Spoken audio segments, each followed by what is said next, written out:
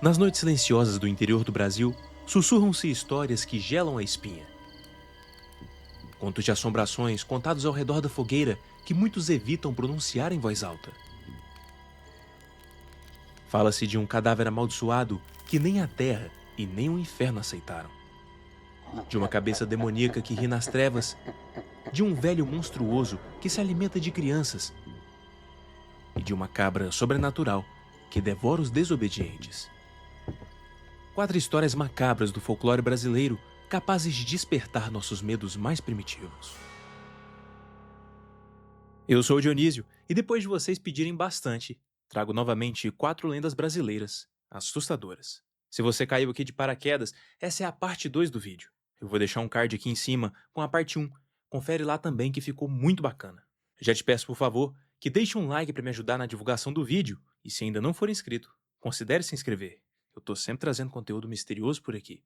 Enfim, sem mais delongas, vamos ao mistério.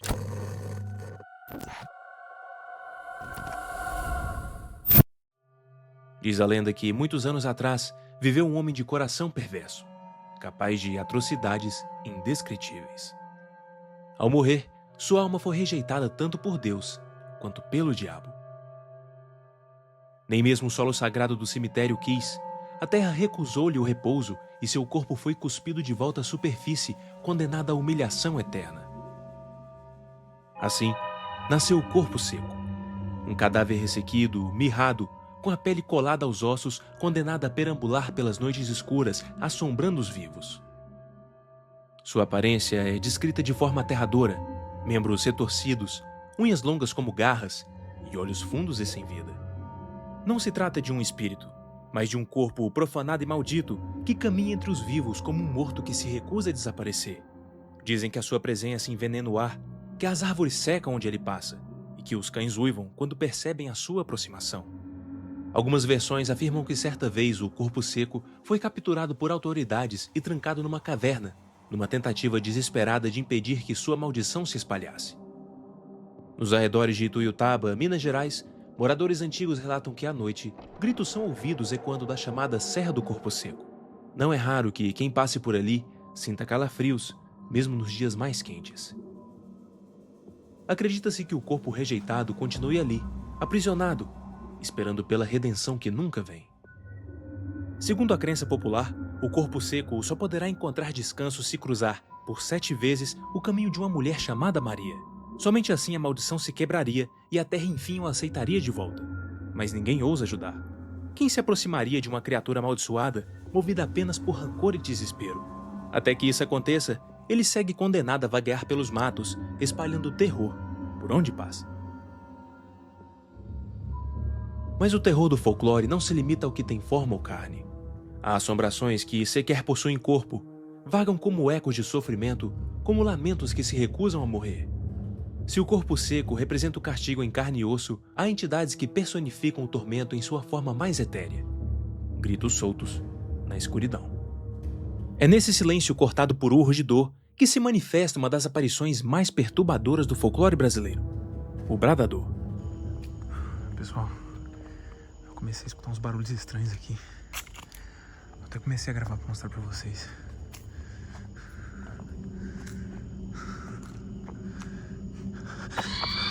Puta que pariu, que porra é essa? O bradador é uma alma penada, desprovida de corpo, que vagueia pelos campos durante a madrugada, gritando em agonia.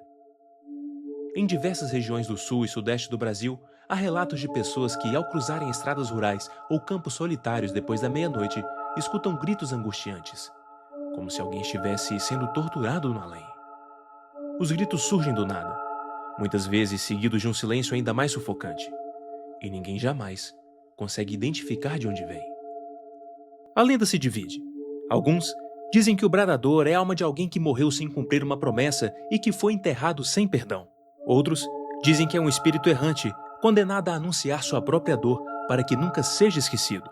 Os mais velhos alertam: se você estiver em um campo deserto e ouvir um grito rasgando o breu, não olhe para trás e, acima de tudo, não responda. Fuja para um lugar seguro imediatamente, pois pode ser o bradador à espreita. Em muitas cidades pequenas do Nordeste brasileiro, há quem conte em voz trêmula casos de um fantasma grotesco e demoníaco. Chamam-no de cabeça satânica. Diferente de outras criaturas folclóricas, ele não possui um corpo. É apenas uma cabeça humana desencarnada, dotada de vida própria e intenções malignas. Dizem que tem longos cabelos negros e desgrenhados, olhos arregalados e brilhantes de fúria e ostenta um sorriso fixo e diabólico no rosto. Uma das características mais assombrosas da cabeça satânica é a forma como ela se manifesta. Os relatos afirmam que ela pode inicialmente se disfarçar como uma pessoa comum durante a noite. Talvez um forasteiro de cabelos compridos caminhando sozinho em uma estrada escura. Ela aparece sempre de costas para a testemunha, de modo a não levantar suspeitas imediatas. Porém, ao menor sinal de aproximação, a terrível transformação ocorre. Subitamente, o suposto corpo se desmancha e despenca no chão, como se fosse um monte de trapos, enquanto a cabeça se separa do resto e ganha vida própria. Ali, no solo úmido e frio, começa a rolar a cabeça diabólica, soltando risadas macabras que reverberam na escuridão da noite. A vítima, tomada de horror, finalmente encara os olhos flamejantes e o sorriso maníaco daquela cabeça viva, compreendendo que já não há mais para onde fugir. Diversas testemunhas, ao longo dos anos, alimentaram a lenda com detalhes perturbadores. Há quem jure ter visto a cabeça satânica sendo carregado pelas mãos de uma figura sombria. Talvez outro ser maligno que atue em conjunto com a cabeça. Nesse relato, ao se deparar com alguém no caminho, a entidade lançaria a cabeça no chão, soltando-a para perseguir a vítima enquanto ri do seu desespero.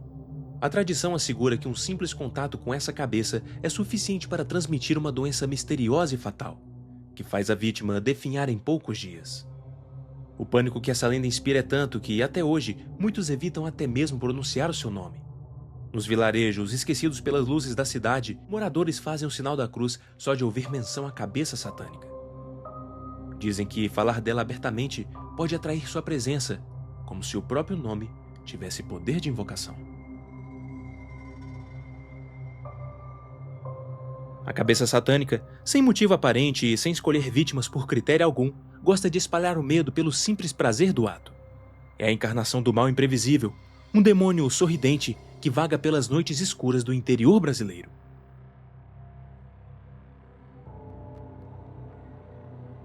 Entre as lendas urbanas mais arrepiantes do Brasil está a do Papa Figo, uma figura que, embora de aparência humana, é tratada como um verdadeiro monstro, devorador de crianças. Seu nome curioso vem da expressão Papa Fígado, pois é exatamente isso que ele faz. Alimenta-se de fígados humanos, preferencialmente de crianças. A lenda descreve o Papa Figo como um velho maltrapilho, corcunda e barbudo, que vaga pelas ruas com um grande saco nas costas. Muitas vezes é retratado como um mendigo decrépito, sujo e de aspecto doentio. Mas são duas as suas características mais aterrorizantes. Seus olhos amarelados, que evidenciam sua fome insaciável, e seus dentes pontiagudos, sempre sujos de sangue. Sempre que a noite cai, este velho surge sorrateiramente perto de parques, praças ou ruas pouco movimentadas, observando as crianças desavisadas que brincam ou retornam para casa. A origem desse ser abominável está ligada a uma doença real. Diz a lenda que o Papa Figo é, na verdade, um homem enfermo que sofre de um mal raro que deformou seu corpo e pele, deixando-o com aparência cadavérica. Desesperado por uma cura, ele teria se convencido de que beber sangue e comer fígados de crianças seria o remédio para livrá-lo da sua condição. Isso porque, segundo crenças antigas populares, o fígado seria o órgão responsável pela produção do sangue e, portanto, conteria a chave da vitalidade. Apesar de aterrorizante, a lenda do Papa Figo também serviu como alerta social. Pais e avós as contavam para ensinar as crianças sobre os perigos de conversar com estranhos e das ruas desertas. Inspirada possivelmente na aparência de pessoas doentes e marginalizadas como portadoras do mal de Chagas ou hanseníase, a história ganhou força como uma forma de explicar o medo do desconhecido. Até hoje, o Papa Figo permanece como um dos monstros mais temidos do folclore nacional. Não por ser um fantasma, mas por parecer assustadoramente real. Um velho sinistro, vagando pelas sombras com um saco nas costas, pode ser apenas um mendigo, ou talvez não. E é justamente essa dúvida que mantém viva a lenda. Vinda de Portugal, a cabra cabriola é uma lenda que atravessou o oceano e fincou raízes no folclore brasileiro. Trata-se de um ser híbrido de pesadelo. frequentemente descrito como um animal monstruoso com forma de cabra que devora crianças desobedientes. Nas histórias contadas pelas avós ao pé da cama, a cabra cabriola é a personificação do medo infantil, usada durante gerações para impor respeito e obediência aos pequenos. Durma logo e comporte-se, ou a cabra cabriola vem te pegar. Sussurravam os pais, e só a menção desse nome bastava para silenciar as travessuras. A lenda surgiu de histórias lusitanas, onde seres em forma de cabra apareciam em histórias e cantigas tradicionais para amedrontar crianças. De fato, registros do século XIX mostram que uma antiga canção de ninar portuguesa já mencionava a cabra cabriola como uma figura ameaçadora. Era uma cantiga sombria, bem diferente dos acalantos doces que conhecemos hoje. Um dos seus versos dizia: "Cabra cabriola, corre montes e vales, corre meninos a pares, também comerá a ti, se cá chegares." Quando a lenda chegou ao Brasil durante o período colonial, ela se adaptou ao imaginário local e ganhou novas versões. Aqui, principalmente na região do Nordeste, dizia-se que a criatura invadia as casas durante a noite em busca de crianças arteiras que não obedeciam seus pais. Antes de atacar, entoava um cântico macabro para anunciar a sua chegada. Uma das versões brasileiras deste horripilante canto dizia: "Eu sou a cabra cabriola, que como meninos aos pares, também comerei a vós, uns carochinhos de nada." É como se a própria besta entoasse uma ameaça direta antes de atacar, deliciando-se com o medo das suas vítimas. A cabra cabriola, diferentemente de outras criaturas, raramente é vista diretamente pelos adultos nas histórias. Ela é um bicho-papão por excelência. Age nas sombras, talvez espreitando dos telhados ou dos quintais escuros, à espera de uma oportunidade. Conta-se que, se uma criança começasse a chorar repentinamente no meio da noite, sem motivo aparente, os antigos cochichavam: "É a cabra cabriola, fazendo mais uma vítima." Nesses momentos, não havia o que fazer, senão rezar. Orações eram murmuradas imediatamente, pedindo proteção para a alma inocente e para as demais crianças da casa. Os mais supersticiosos acreditavam que a cabra demoníaca tinha levado embora o espírito da criança chorosa, ou talvez a estivesse assustando de modo invisível. Fato é que esse mito conseguiu povoar o imaginário popular de maneira profunda. Até quem nunca viu ou nem ouviu a cabra cabriola sentia um frio na espinha ao pensar nos seus olhos avermelhados brilhando na escuridão e nos chifres retorcidos emergindo das trevas do quarto. Como o Papa Figo, a cabra cabriola também foi usada por pais para impor obediência às crianças, representando o medo de um mal que invade até mesmo o lar. Ao dar forma de cabra a esse pavor, a cultura popular criou um símbolo do perigo noturno. E assim, essa criatura continuou viva nas narrativas orais, cantigas e registros do folclore. Corpo seco, cabeça satânica, Papa Figo e cabra cabriola, 4 lendas que revelam os medos mais profundos da alma brasileira. Entre mortos-vivos, demônios sorridentes e monstros devoradores, essas histórias atravessam gerações, assombrando varandas e fogueiras com ecos do passado. Mas seriam apenas invenções? Ou essas coisas realmente percorrem estradas desertas e telhados silenciosos à espera de descuidados? Talvez nunca se saiba. O certo é que continuam vivas, alertando, assustando e nos lembrando de que o medo também é herança. Enquanto houver quem conte e quem escute com o coração acelerado, essas lendas jamais desaparecerão. E esse foi o vídeo de hoje. Deixa aqui nos comentários qual a lenda brasileira mais assustadora para você. Quem sabe eu não faço um vídeo sobre ela. Na minha opinião, a lenda mais assustadora do Brasil é a Missa dos Mortos. Eu falei sobre ela na parte 1 desse vídeo, tem um card aqui em cima. Se você chegou até aqui, não esqueça de deixar um like, conferir sua inscrição no canal e ativar o sininho para ser avisado do próximo vídeo. Muito obrigado pela sua atenção e até a próxima.